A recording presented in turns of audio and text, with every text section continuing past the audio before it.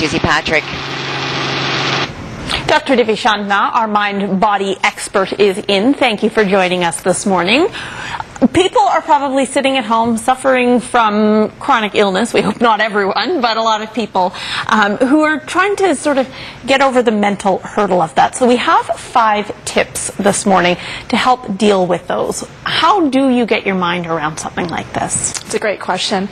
Nowadays, people want to self-heal. They want to feel better.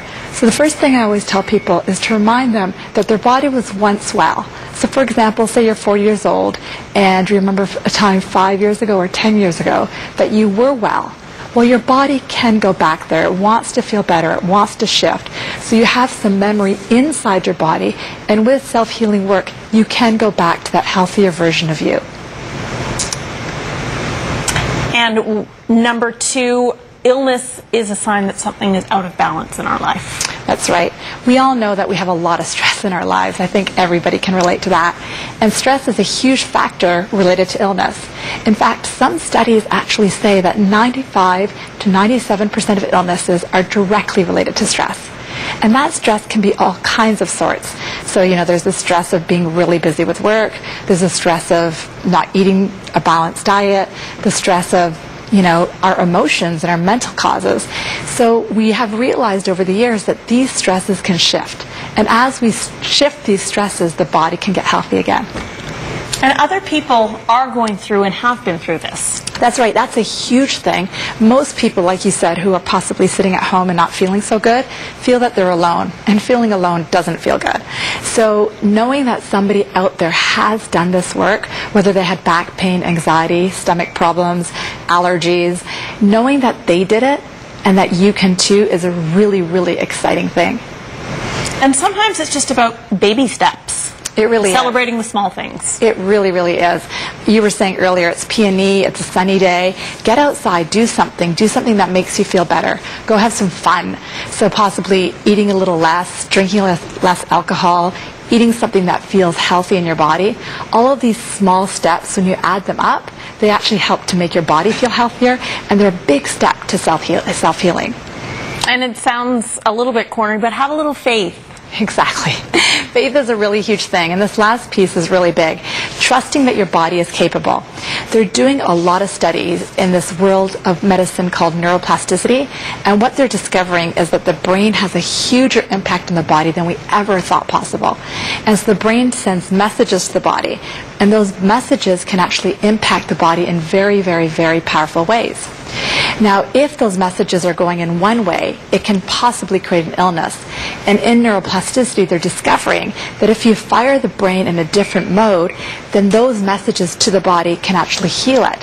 So I akin it to the body has a light switch that if you turn the light switch on, you can get healthy. And that's actually what I teach people.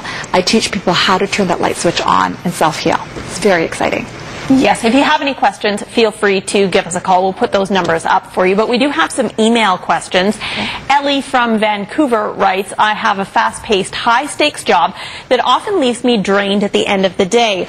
Are there some steps I can take to boost my energy and calm my mind? Oh, it's a great question, Ellie. So a lot of people are like you. They've got really, really busy jobs. They're going 24 hours a day, 7 days a week. So one thing I might suggest is to start your day off feeling really well. So maybe start your day off, have a good breakfast, wake up, spend 5 or 10 minutes in a quiet meditation. There's a few of those meditations on my website, so just try some of those out. And then during the day, every hour, take just a few minutes to breathe. If you do that consciously, by the end of the day, you are going to feel a lot better than that wound up mode. But the key is every hour, trying just to take a break, close your eyes, breathe, and then see how you feel at the end of the day. When you say take a break, how long are we talking about? A few seconds, a few minutes. I try my best for just 60 seconds to a minute to just stop and breathe. Yeah. Now, Dave from Powell River asks a very sweet question. My loving wife is pregnant, and I seem to be getting on her nerves more than usual. What are some exercises we can do together as a couple? Oh, that's a great question. It's a great question because most of us who know pregnancy does shift a lot of things, and we can get a bit crazy when we're pregnant, a bit anxious, a bit nervous. A really good technique in this example might be for you and your wife to lay your hands on the baby's belly and communicate to the baby. What do you feel? What do you want the baby to know? And sometimes your wife may just want to hear from you that you're present, you're aware, and having her do the same can really increase the communication before the baby's born. And maybe telling her that you wrote in to ask something like this, maybe that'll at least will make her feel a little bit better, and that you are trying your very best. Exactly. If you have more questions for Dr. Shawna, check out her website, drdivvy.com. And next weekend, hearing aid specialist Jamie Larson joins us. If you have questions about hearing tests or devices, send an email to weekendnews@globaltv.com. We want to now check in with Sonia Beeksma once again for a look at Pass Creek. Thanks, Lee. It's located in the Kootenay region.